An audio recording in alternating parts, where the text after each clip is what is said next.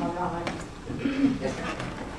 Mike, do you not see, however, from your last comment, that as a representative of the Chickasaw Nation, that it is our job, because of who we are and what we represent to our people, to step up to the plate sometimes and make our issues known to the state and federal government about our needs as a nation concerning some of the changes that could possibly be made to help benefit us? And is it not our job to step up and ask them in a respectful way for them to reconsider some legislation that they've set for us, that we should approach them and ask for those changes? And is it not our job? Actually, that is provided for us in our two compacts. It provides for the citizens to meet and explain what they need, address those issues to the representative bodies that are there. Then we can present our proposal and change the programs as needed by the citizens. And that is in our compacts. That's already there. Right. But you said that we were not really going to jump in. We're not allowed access to some of our corporation papers and things like that. And that's the part that's not federal funds. I'm talking Chickasaw funds. We need to see what our assets are, what's being paid out, what within reason can we allow our citizens to view our audits, and how is our business being managed. Okay, Keith. Mike, you mentioned legislative meetings on the weekend, and then we had this discussion with the internet.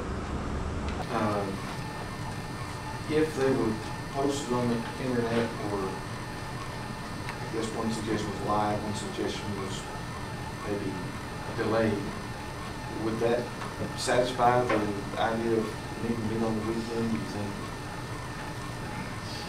If we had a method of getting the information out to the people, then the weekend thing would not be a question. I could go for it either way. In my opinion, I don't think we will ever see it on the internet.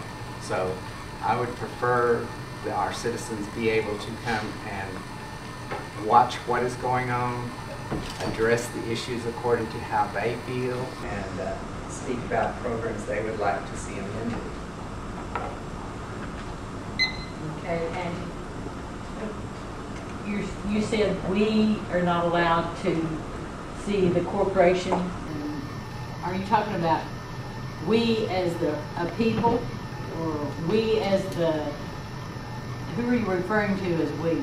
Are you referring to yourself? I'm or referring you? to myself. Oh, okay. I have not been allowed to see the incorporated papers.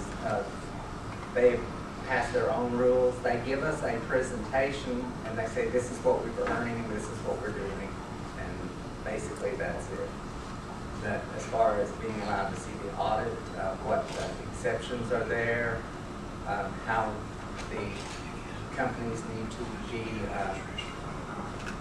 tweaked so that they function in a better manner and report things. Are you giving a reason as to why you can't see them? I think there's only one legislator that sits on the board for our corporation.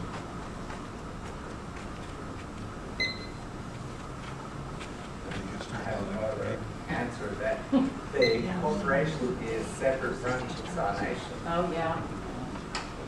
And that was not something we voted on. We somehow the corporation was allowed to establish its own rules and regulations, and in doing so, they let the Chickasaw people out. Are you talking about casinos or? No, I'm talking about our other corporations. Oh, okay. Our casinos are our business policy, Yes. Mm-hmm. and that is to a great extent overseen by the legislator as far as the audit goes. But the legislators do not call for an audit, but they supervise, and they do not see the exceptions before they're corrected. They see what is presented to them.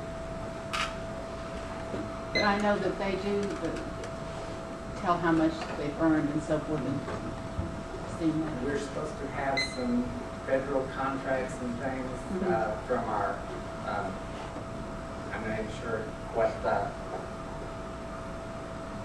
IRS designation it is, but it's something that we voted on that Ada Adair signed off on. She established a corporation under the name of Chickasaw Nation.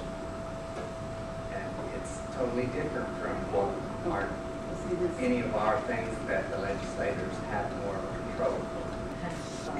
I think you're talking about Chickasaw Nation Industries, and this is leading to a question.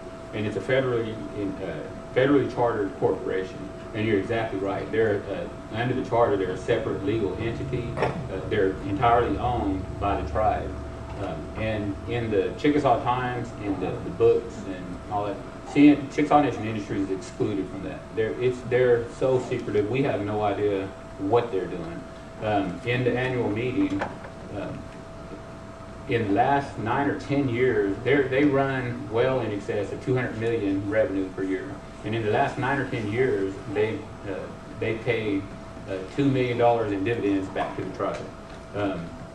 What would you do as a legislator to change that or exercise more control over them so the Chickasaw people could receive benefits from them in excess of 200 million? It would call for a joint resolution, I would think, from the legislative body asking that the bylaws be amended for that corporation. When it was established, the vote was 29-point-something%. It did not reach the 30% needed to actually approve that entity to be established. But VIA said it was so close, it was so minute that Ada Adair went ahead and signed off on it. Throughout the night, there have been a lot of questions asked about finances, particularly from you. So what are your, what's your opinion on, should there be a list provided saying what monies were approved, what was spent, anything like that, and who should have access to that list? That should be a year-end report showing, like Dean said, the actual budget that is approved, and with all the approvals that go through the Chickasaw Times, you should be able to check those off. Then there should be an actual expenditure list explaining exactly how much was spent, and then a differential stating how much was not spent. To an extent, it could be explained in an audit. Most times, you're not going to always spend every penny, but when you overspend, you should explain to the people why. When you underspend, you should explain to the people why. The reason I have the questions about the audits was recently I went before the legislators and told them about a program that should have started October the 1st, and at that point, October 1st, going to them, they said they'd already spent that year's budget.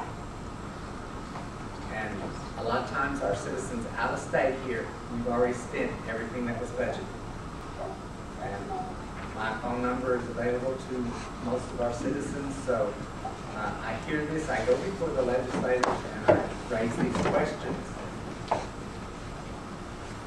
In your opinion, is there enough transparency in the government that the citizens are aware of what's going on, or do you know, in what area besides the financial? You're saying financial a lot, you know, on transparency. Are there any other areas that you feel like transparency would be important? There are some things that cannot be transparent. You cannot tell people about anyone's medical records, about grants that they applied for. As far as individual things, there's a lot of restrictions that need to be adhered to, but we need to tell our people, we went to this town, we helped these people with this type of program. We brought something to our youth. Our elders came together and taught them some of our history, things like that.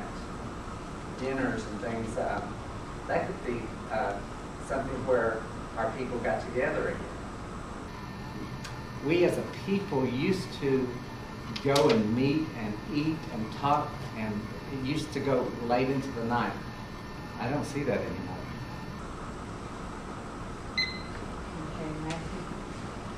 Me being an attorney, I'm remedy geared. So Yes, sir.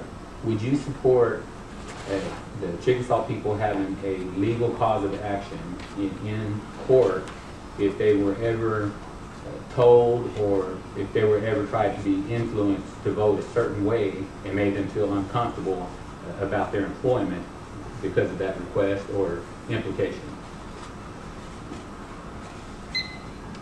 I would support them going to the Chickasaw Supreme Court and opening the issue there, trying to work through the legislature and getting the laws changed so that, or tweaking the law so that it's more to the benefit of the citizen, protecting that citizen's right to say, I don't want to campaign for you as an employee. Okay. Would you agree taking that route, though, it would deprive that individual of a remedy for the sake of the people? Do you think it would be better for that individual to have a cause of action, and then the legislators see what's happening? This particular cause of action this is the 5th time it's came up this month, and then we do our job as legislators, and then still provide some kind of remedy of help to that individual? The individual should be allowed their time in court. And if our court system cannot interpret the law to where it protects the citizen's right, then the legislature needs to look at rewriting and addressing the issue in more detail so that the court would be able to interpret that law and see who had violated something of the citizen employee's right. Yes, the employee should be allowed to go take action against it without any reprisal. They should not be terminated because they brought these things up. Do you think our current publication, the Chickasaw Times, is a fairly straight down the middle publication and shows viewpoints from, I'm going to say pro and con, I don't know what to call that? Personally, I believe it's very biased and very censored. If anyone were to send in an article that was not complimentary or supportive of the administration or what the editor wanted to see, I don't think it would be published. And that's my personal opinion. Term limits. Term limits? Okay. Let me read something that your elders had a say in. June 1983, Chickasaw. The question, the upcoming election on June the 18th, 1983 is being held in accordance with the order of the Federal District Court in the case of Cabot versus Wyatt, and 12 years of hard effort to allow the Chickasaw people to have a vote in their government. The two constitutions that were involved was the historical constitution, which gave Chickasaw people the power. The other constitution that was being pressed for was giving the power to one person. And right now, I think everything is for one person.